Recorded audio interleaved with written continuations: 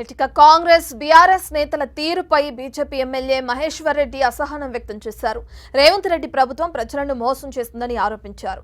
కాళేశ్వరం ప్రాజెక్టులో ₹1,00,00,000 అవినీతి జరిగిందన్న సీఎం ఎందుకు చర్యలు తీసుకోవడం లేదని క్వశ్చన్ చేశారు.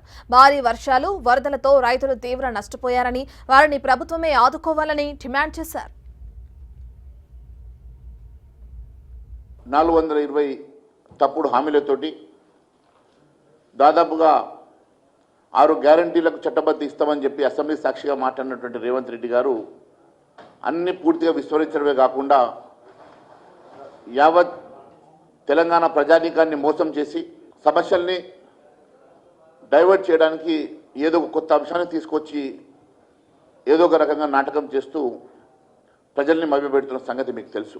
కాళేశ్వరంలో ఏ రకంగా 1,00,000 కోట్ల అవినీతి జరిగిందని చెప్పి పదే పదే చెప్పిన రేవంత్ రెడ్డి గారు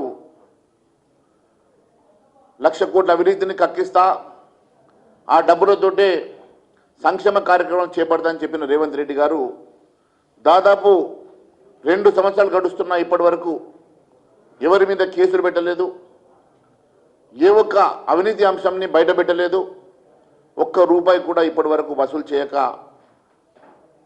మరొకసారి మోసం చేస్తున్న మాట వాస్తవం కాదని